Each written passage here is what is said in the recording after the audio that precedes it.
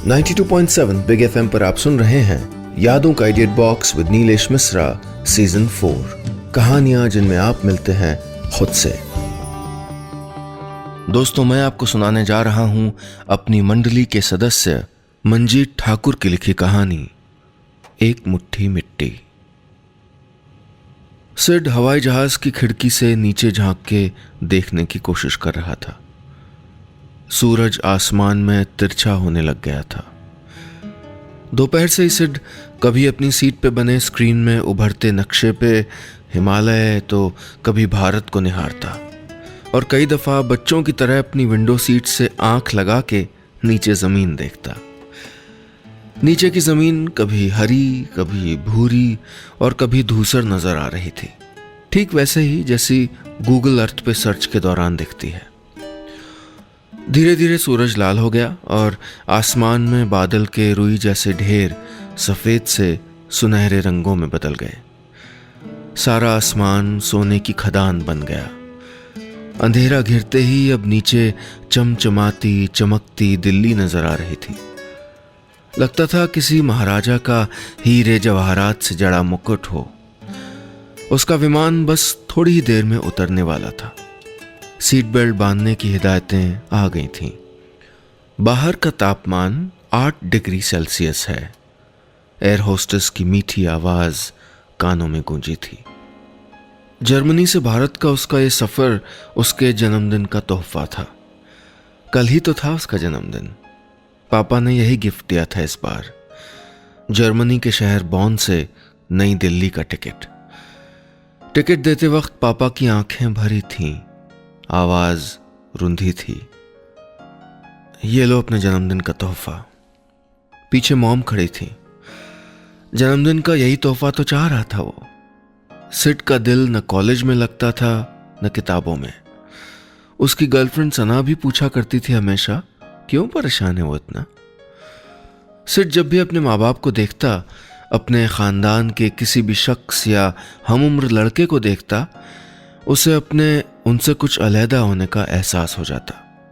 माँ बाप गोरे थे, वो भूरा था। माँ स्कॉटिश थी, पापा जर्मन थे और वो खुद। उसे सिर्फ खुद के अलग होने का एहसास ही नहीं था, उसके जहन में हमेशा कुछ तस्वीरें चक्कर काटा करती। एक जंगल, एक गांव, झरना, झरने के पास की पहाड़ी और बड़ी बड़ी बिंदियों और चमकती आंखों वाली एक औरत। जब वो 18 साल का हुआ था तो उसके मॉम डैड ने समझाया था कि वो भारतीय है। उसे उन लोगों ने कोलकाता के एक अनाथालय से गोद लिया था। ऐसा नहीं था कि उसके जर्मन माँ बाप ने कभी उसको कम प्यार दिया हो या कोई कमी होने दी हो, लेकिन तस्वीरों वाली गुत्थी आधी सुलझी तो कुछ नई परेशानियां पैदा हो गईं। ये जानने के बाद कि मन में चक्कर काटती वो तस्वीरें उसके बचपन की हैं, उसे भारत अपनी तरफ खींचने लगा था। शायद माटी की तासीर ही कुछ ऐसी होती है जो खींचती जरूर है। उसके बाद से सिड ने भारत जाने की जिद बांध दी थी। अपनी जड़ें तलाशने का उसको जुनून सा हो गया था। एयर होस्टेस की मीठी आवाज से उसका ध्यान टूटा। विमान लैंड करने के लिए तैयार था। उसके पापा और मम्मी दोनों जर्मनी के शहर बॉन में विश्वविद्यालय में प्रोफेसर थे। घर में पढ़ने लिखने का माहौल था। कितने प्यार से 25वीं सालगिरह मनाई गई थी सिड की। जन्मदिन के तोहफे के रूप में उसने भी क्या मांग लिया, भारत जाना है मुझे। क्या नहीं था सिड के पास। बॉन में एक प्रतिष्ठित परिवार, निहायत खूबसूरत गर्लफ्रेंड जिससे वो जल्द ही शादी करने के सपने देख रहा था। शुरू में तो उसके माँ बाप अड़ गए थे, भारत नहीं जाना है तुम्हें, लेकिन इकलौते बेटे की जिद के आगे आखिरकार झुकना ही पड़ा था दोनों को। तो सालगिरह वाली शाम बड़ी अनिच्छा से ही सही सिड को भारत जाने का हवाई टिकट थमा दिया था उसके पिता ने। जर्मन में पापा बोले थे, जाओ घूम आओ, लेकिन जल्दी आना। कोई सुनता तो हंसता ही। सिड को पता नहीं कि कहां जा रहा है वो। भारत, दुनिया का 7वां बड़ा देश, आबादी के लिहाज से दुनिया का दूसरे नंबर का देश। न कोई जान न पहचान, बस कुछ धुंधली सी तस्वीरें जिनका पीछा करता हुआ वो जा रहा है। उसकी हालत तो कुछ वैसी ही थी कि सपने में किसी राजकुमारी को देखा और सुबह निकल गए उसकी तलाश में। उसे तो पता भी नहीं था उन तस्वीरों के पीछे का सच क्या है। 92.7 बिग एफएम पर आप सुन रहे हैं यादों का edit box with Nilesh Mishra season 4, कहानियां जिनमें आप मिलते हैं खुद से। दोस्तों, मैं आपको सुना रहा हूं अपनी मंडली के सदस्य मंजीत ठाकुर की लिखी कहानी एक मुट्ठी मिट्टी। इस कहानी में अब तक आपने सुना, सिड को जब पता चलता है कि वो मूल रूप से भारत का है तो वो अपने विदेशी माँ बाप से जिद करके भारत आता है। उसके दिमाग में कुछ तस्वीरें भर हैं जिनके सहारे वो अपने जन्म स्थान की खोज करना चाहता है। अब आगे। परसों की ही तो बात है। सुबह सुबह मॉम के बुलाने से ही जागा था वो। मॉम कह रही थी कि पापा डाइनिंग टेबल पे इंतजार कर रहे हैं। ऐसा कभी नहीं हुआ था कि पापा ने ब्रेकफास्ट करते वक्त उसका इंतजार किया हो। मॉर्निंग वॉक से टहल के आते तो जल्दी जल्दी तैयार होके पहले लाइब्रेरी और फिर यूनिवर्सिटी निकल जाते। आज पापा उसके लिए रुके हैं। वो जल्दी से नीचे पहुंचा तो पापा ने पहली कॉफी भी नहीं पी थी। वो खुश नजर आ रहे थे। भारत 1.25 अरब लोगों का बहुत बड़ा देश है। न जाने कितनी भाषाएं, कितने तरह के लोग, भीड़ भाड़। अपना ध्यान रखना सिड। मॉम की आवाज नम थी। उसके बैठते ही डैड जर्मन में बोले थे, टिकट सिर्फ दिल्ली तक का है और सिर्फ दिल्ली ही भारत नहीं है। कैसे खोजोगे भारत में उन तस्वीरों को? तंज नहीं था इन अल्फाज में, डर था जो शायद हर पिता के कलेजे में होता है। आप 1 मिनट रुकेंगे मेरे लिए? हड़बड़ी में सिड बोला था। सिड दौड़ता हुआ कमरे में चला गया और वापस लौटा तो उसके हाथों में उसका लैपटॉप था। विमान झटके के साथ रनवे पे उतर चुका था और अब धीमी गति से चल रहा था। सिड अपनी सीट पे बैठा बैठा सोच रहा था, कैसे जा पाएगा वो उन तस्वीरों के पास जिनका पीछा वो बचपन से करता आ रहा है। उसकी तस्वीरों में भी क्या था? एक भागती ट्रेन, एक प्लेटफॉर्म जिसकी बेंच पे सोया हुआ था वो, एक जंगल, एक कंस्ट्रक्शन साइट, एक झरना, एक गली और बड़ी सी बिंदी वाली वो औरत जिसका चेहरा आते ही उसके मन में आवाज गूंजती थी, मां। होटल के कमरे में उसने एक बार फिर से अपना लैपटॉप ऑन किया था। खुद ब खुद उसकी उंगलियों में जुम्बिश हुई और गूगल अर्थ खुलता चला गया। जूम पे जूम होता गया और उसकी निगाहें कोलकाता के आसपास के इलाकों पे घूमने लगीं। ऐसे ही तो सिड ने अपने पापा को भी दिखाया था। लैपटॉप ऑन करके सिड ने उनको विस्तार से बताया था कि अगर अनाथालय कोलकाता में था तो उसको याद है कि वो किसी रेल में सुबह 9-10 बजे चढ़ा था अपने भाई के साथ और उसकी नींद खुली थी सुबह को ही। 20 घंटे के सफर में उसने भारत के रेल की रफ्तार के औसत से तकरीबन 1100-1200 किलोमीटर की दूरी तय की होगी। अब समय की दूरी के हिसाब से उसे अपना घर खोजना था। गूगल के इस युग में ये जोड़ घटाव नामुमकिन नहीं था। सिड को याद है वो महज 5 साल का था। कोलकाता के उलुबेरिया इलाके के किसी अनाथालय में था वो। पुलिस ने उसको हावड़ा प्लेटफॉर्म से उठाया था। ये सब याद आया तो सिड बेचैन हो गया। लैपटॉप के स्क्रीन पे गूगल अर्थ खुला था और उसमें विक्टोरिया मेमोरियल कुछ ऐसे दिख रहा था मानो किसी ने हवाई जहाज से फोटो खींच रखी हो। सिड ने बिस्तर पे पूर्वी भारत का नक्शा फैला दिया। कोलकाता से 1000-1200 किलोमीटर के दायरे में देखो तो सही क्या क्या आता है। पश्चिम में बनारस, नहीं बनारस तो नहीं, गंगा जैसी बड़ी नदी नहीं थी उसके गांव के पास। उत्तर में सिलीगुड़ी, नहीं ये भी नहीं, ये तो 700 किलोमीटर ही है। इससे उत्तर पहाड़ हैं हिमालय के। कोलकाता के पूरब तो बांग्लादेश है और दक्षिण में तो समंदर ही है। इधर झांसी के आसपास देखता हूं। सिड ने स्क्रीन को जूम किया तो तस्वीर ब्लर हो गई। कुछ तस्वीरों को साफ होके सामने आने में वक्त लगता है। तस्वीर साफ हुई तो सिड उछल गया था। यही तो जगह है, वो उसके सपनों वाली जगह।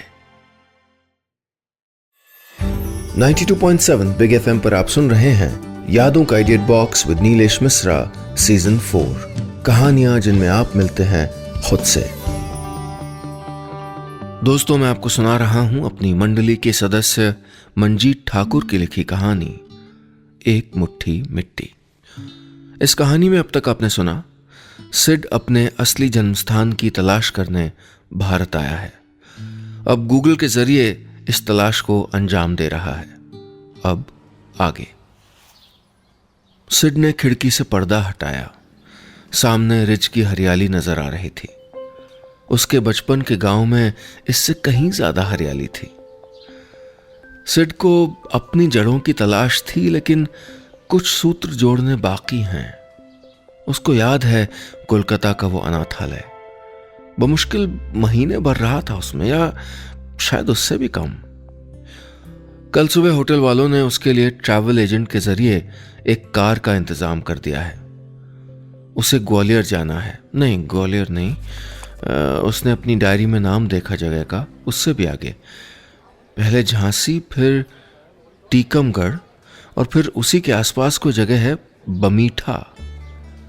गूगल अर्थ में इससे छोटी जगहों के नाम दर्ज नहीं हैं। ज्यादा जूम करो तो ब्लर हो जाता है सब कुछ। गूगल अर्थ में दिखती है एक पहाड़ी और उससे होके बहती नदी, जो वहीं एक झरना बनाती है। सिड का नाम बचपन में क्या था ये नहीं पता।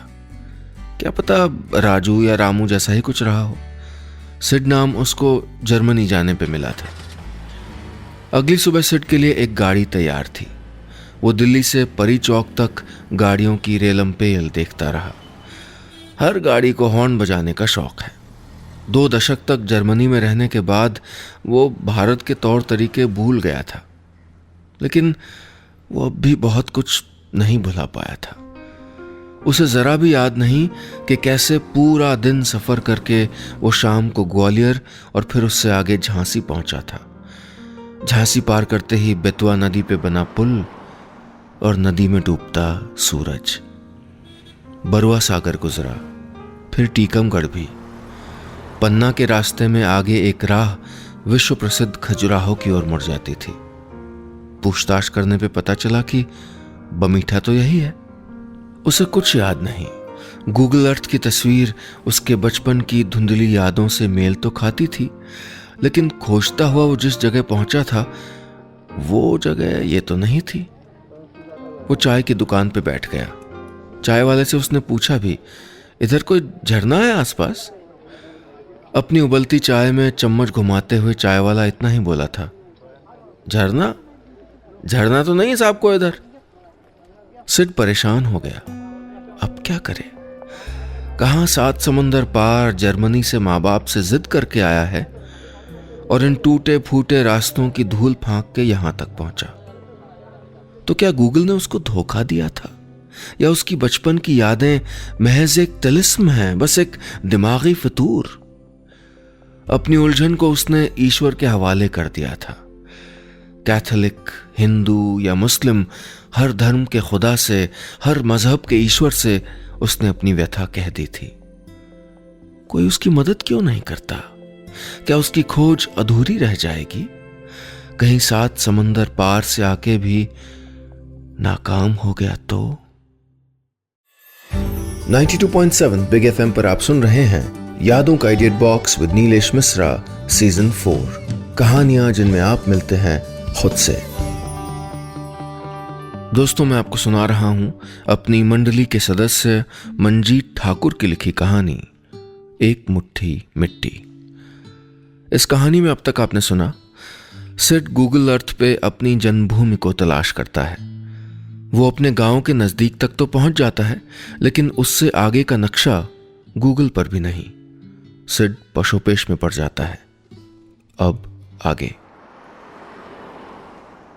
पता नहीं क्यों सिड ने अपनी गाड़ी हाईवे से दाहिने मोड़ दी थी। गंवई सड़क थी। गांव में लगे हाट बाजार से अनमने तरीके से सिड गुजरता गया। अगल बगल के खेत जंगलों में तब्दील होते गए। सागवान के हरियाले पेड़ों की परछाई लंबी होके अचानक खत्म हो गई और पेड़ स्याह होने लगे। सिड को लगा कि उसकी इन पेड़ों से बहुत पुरानी पहचान है। अचानक उसके पैर ब्रेक पे कस गए थे। सड़क सामने बंद थी। सड़क के बीचों बीच एक दरवाजा था जिस पे लिखा था पन्ना टाइगर रिजर्व। जी साहब, किधर जाना है? पता नहीं, अंदर कोई गांव है? गांव है नहीं, गांव थे। मधुपुर, खरिहानी, ढोडन, कुल 10 गांव थे इधर। अब नहीं है, गांव खंडहर पड़े। फिर भी आप अभी अंदर नहीं जा सकते। गेट पे खड़े पन्ना टाइगर रिजर्व के गार्ड ने अपनी जगह से हिले बिना बताया, शाम के बाद कोई गाड़ी अंदर नहीं जा सकती, आप कल आइए। सिड के चेहरे पे परेशानी झलक आई थी। वो सड़क के किनारे खड़ा हो गया। अब तक काफी अंधेरा पसर गया था। कई बार सड़कों के खत्म हो जाने के बाद भी सफर बाकी रहता है। क्या हुआ साहब? गार्ड ने पूछा। इस इलाके से अनजान हूं, मैं अंदर वाले उन गांवों में जाना चाहता था कुछ देखने के लिए, लेकिन देर हो गई है। जी साहब, गार्ड ने सहमति जताई। लेकिन मैं कहाँ रुकूं, कैसे जाऊं, कुछ पता नहीं है। सिड ने अपनी परेशानी बताई। गार्ड ने हल सुझाया। साहब, आपके रहने का इंतजाम तो हम कर देंगे। यहाँ से 2 फरलांग पे रेस्ट हाउस है, आप चाहें तो उसमें रुक सकते हैं। उसके चौकीदार मेरे चाचा हैं। जंगल महकमे के रेस्ट हाउस के अहाते में सागवान के सूखे पत्तों का ढेर था। बारामदे पे कुत्ते सोए थे और रेस्ट हाउस के चौकीदार ने बताया कि बिजली भी नहीं है, सो रात के लिए मोमबत्ती का इंतजाम करना होगा। गार्ड अपने गेट पे अपनी ड्यूटी में मुस्तैद हो गया तो सिड अपनी कार से टिक के खड़ा हो गया और चौकीदार रेस्ट हाउस को थोड़ा साफ सुथरा बनाने और मोमबत्ती के इंतजाम में लग गया। सिड को लगा कि यहां की हवा में पहचानी सी गंध है। चौकीदार ने पहले चाय पिलाई और फिर सादे खाने का इंतजाम कर दिया था। सिड बिस्तर पे लेटा तो फिर से उन्हीं तस्वीरों ने उसको घेर लिया। दिसंबर के महीने में भी यहां ठंडक हल्की सी ही है, कुनकुनी सी। फिर भी चौकीदार ने बाहर आग जला रखी है। ऐसी ही कोई शाम थी। वो अपने बड़े भाई के साथ घर से निकला था। भाई 10 साल का था, वो 5 या 5.5 साल का रहा होगा। गरीबी थी, इलाके में सूखा पड़ता था। वो खुद और उसके जैसे लड़के स्कूल न जाके कहीं ना कहीं काम करने निकल जाते थे। उसके कई पड़ोसी लड़के खजुराहों में काम करते थे, कई ईंट भट्टों पे ईंटें बनाते थे। लेकिन उसे भी और उसके भाई को भी सफर करने का बहुत शौक था। वो दोनों भाई ट्रेनों में झाड़ू लगाया करते थे। उनकी लागत भी क्या थी, 1 रुपए का खजूर के पत्तों का झाड़ू। पैसेंजर डब्बों में दोनों भाई झाड़ू लगाने के बाद मुसाफिरों से चवन्नी अठन्नी मांगा करते। कोई दे देता तो कोई झिड़क देता। टीटी और पुलिस वालों ने तो कई बार दोनों को झापड़ भी रसीद किए थे। उस दिन भी दोनों भाई झांसी जाके चंबल एक्सप्रेस में चढ़ गए थे। ट्रेन दिन भर चली तो दोनों काम में व्यस्त रहे, लेकिन शाम को झाड़ू लगाने का काम खत्म होने के बाद उसके पास 10.5 रुपए थे, भाई के पास थोड़े ज्यादा।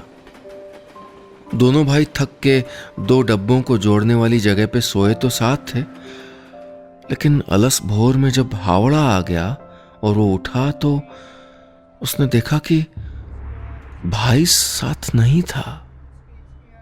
कहां चला गया था उसका भाई? 92.7 बिग एफएम पर आप सुन रहे हैं यादों का idiot box with Nilesh Mishra season 4, कहानियां जिनमें आप मिलते हैं खुद से। दोस्तों, मैं आपको सुना रहा हूं अपनी मंडली के सदस्य मंजीत ठाकुर की लिखी कहानी एक मुट्ठी मिट्टी। इस कहानी में अब तक आपने सुना, गूगल की मदद से अपने गांव की तलाश में जर्मनी से पन्ना के जंगल तक पहुंचे सिड को अंधेरा गिरने की वजह से एक रेस्ट हाउस में रुकना पड़ता है। उसे याद आता है कि वो कैसे ट्रेन में झाड़ू लगाता था और अपने भाई से बिछड़ गया था। अब आगे। सुबह सिड उठा तो बाहर धूप खिल चुकी थी। चौकीदार ने कुएं का पानी बाल्टी में लाके डाल दिया था। आज उसे अपने उन सपनों की तलाश में जुटना था जिनसे शायद उसका बचपन जुड़ा था।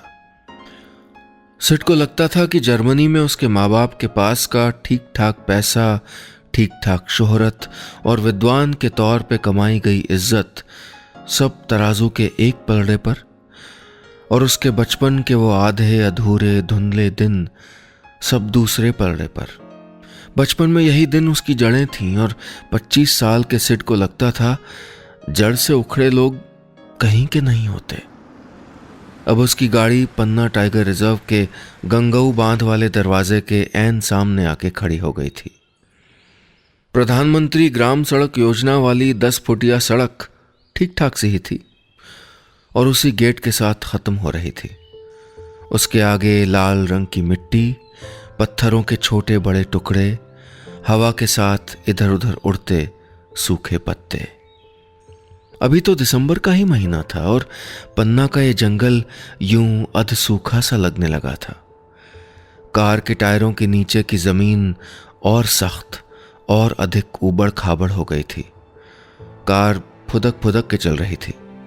उसे याद आया चंबल एक्सप्रेस की उन 2 बोगियों के बीच की जगह में जब वो सो के उठा तो कुलियों के शोर के बीच उसे मालूम पड़ा कि हमेशा साए की तरह उसके साथ रहने वाला उसका भाई उसके पास नहीं था। स्टेशन शायद हावड़ा ही था। वो गाड़ी भी चंबल एक्सप्रेस थी, ये भी उस 5 साल के नादान को कहाँ पता था उस वक्त। उस वक्त तो उसके मैले कुचैले हाथों में बस एक झाड़ू भर था और अंटी में रात में कमाए गए 10 रुपए। वो उनींदा सा उठा और एक बेंच पे जाके सो रहा था। उसकी नींद ठीक से तब खुली थी जब पुलिस वाले आके उसे उठा ले गए थे। पुलिस वाले बांग्ला मिली जुली हिंदी में कुछ पूछ रहे थे, लेकिन कुछ तो अपने मासूम बचपने और कुछ उन पुलिस वालों को देख के उसके मुंह से कुछ नहीं निकला था।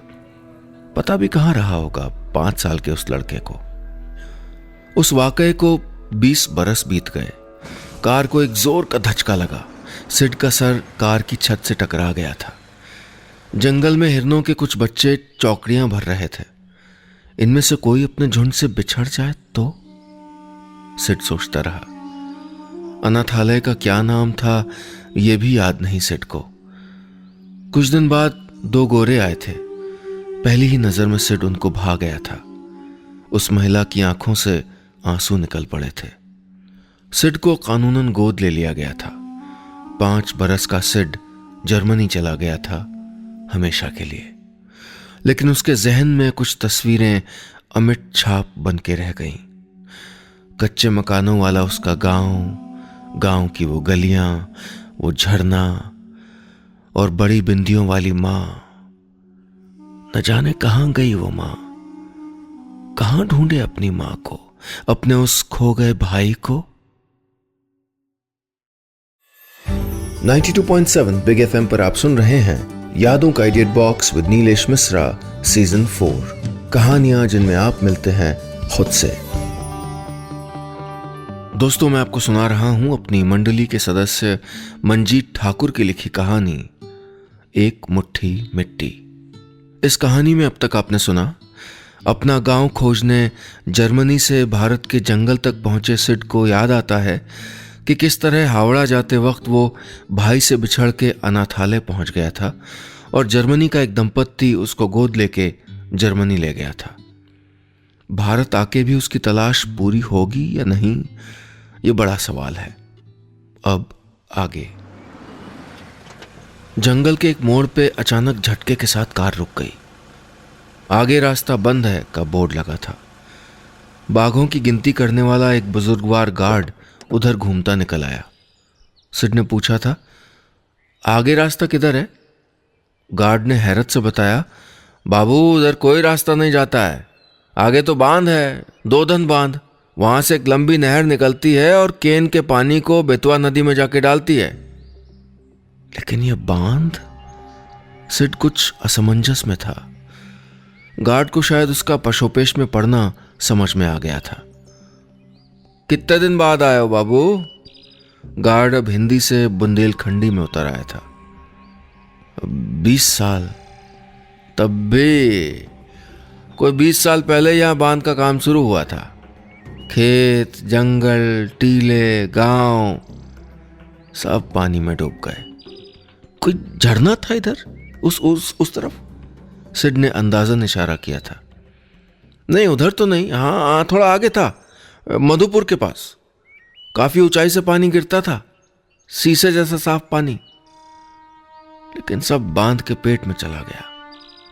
सिड की उम्मीदों पे पानी फिर गया। गार्ड पेड़ के नीचे एक बड़े से पत्थर पे सुस्ताने बैठ गया था। मधुपुर के झरने को कैसे जानते हो बाबू? मुझे लगता है मैं यहीं का हूं, सिड ने कहा। गार्ड चौंक गया। इधर गांव के? चमड़ी तो तुम्हारी इस रंगत की है नहीं। उसी चट्टान के नीचे सिड ने सारा वाकया कह सुनाया था कि किस तरह उसका बड़ा भाई उसको ट्रेन में सोता हुआ छोड़ के निकल भागा था और उसकी जिंदगी उसके बाद हमेशा के लिए बदल गई। पूरी कहानी सुन के गार्ड चिल्ला सा उठा था, ए बाबू, कहीं तुम उस बिंदु के लड़के तो नहीं? सिड की आंखों में चमक लौट आई थी। बिंदु? कौन बिंदु? ए भैया! गार्ड की आवाज में एक अपनेपन भरी मिठास घुल गई थी। तुम बिंदु के लड़के हो, हमारी बहन है वो। हम मामा हुए तुम्हारे। दोनों भांजे हमारी ट्रेन में ऐसे गए कि दोबारा नहीं लौटे। दोनों लड़के? हाँ भैया, तुम्हारे बड़े भाई थे वो। पूरा इलाका सूखे की मार झेल रहा था। तुम दोनों भी बाकी लड़कों की तरह कुछ काम करने निकले थे। एक बार हफ्ते भर गायब रहे थे तुम दोनों। फिर एक दिन रेलवे लाइन के किनारे तुम्हारे भाई की लाश मिली थी। कैसे गिरा, कौन गिराया, राम जाने। लेकिन तुम्हारा आता पता नहीं लगा भैया। झांसी से मौरानीपुर और टीकमगढ़ हर जगह छान मारा। वो दिन है और आज का दिन। बूढ़े गार्ड का गला भर रहा गया। सिड सुन रहा था। उसका दिल बैठ गया। खुशी भी, गम भी एक साथ मिले तो दिल सोच नहीं पाता कौन सी भावना पे प्रतिक्रिया दे अपनी। खुश हो या दुखी? और मां? उसके मुंह से बस इतनी आवाज निकली थी, ये लो ना, बात करो। मोबाइल पे नंबर मिलाते मिलाते गार्ड लपक के कार के अंदर बैठ गया था। सिड की उंगलियां फोन के कीपैड पे गईं तो सही, लेकिन उसने कॉल लगाया नहीं। कार अब पन्ना टाइगर रिजर्व के गेट से बाहर निकल के वापस बमीठा की तरफ दौड़ रही थी। हाईवे पे मिलने के बाद इस दफा कार दाहिनी तरफ मुड़ी और गार्ड के बताने पर एक हल्के नीले रंग के घर के सामने जा रुकी। सिड जान गया था उसके ढोडन गांव का झरना नए बने बांध में समा चुका था, लेकिन बरसों से सूनी एक नदी सरीखी मां इसी घर के भीतर थी। गार्ड ने आवाज दी थी, श्यामा। दरवाजा बंद ही रहा, कोई हरकत नहीं हुई। कभी कभी अच्छा वक्त आने में एक मीठा सा इंतजार भी करना होता है। सिड का कलेजा धाड़ धाड़ धाड़ बज रहा था। अचानक दरवाजा खुला। एक बुजुर्ग महिला आई थी। माथे पे झुर्रियां थीं और एक बड़ी सी बिंदी। सिड ने रुआंसी आवाज में पुकारा, मां। बस इतनी सी थी ये कहानी। और दोस्तों, कहीं जाइएगा नहीं, क्योंकि कहानियों का सिलसिला अभी जारी रहेगा। कुछ ही देर में लौटूंगा एक ऐसी कहानी लेके जिसको पूरा करने का मौका मिलेगा आपको। कैसे, ये जानने के लिए सुनते रहिए यादों का idiot box with Nilesh Mishra season 4। कहानियां जिनमें आप मिलते हैं खुद से, सिर्फ 92.7 बिग एफएम पर।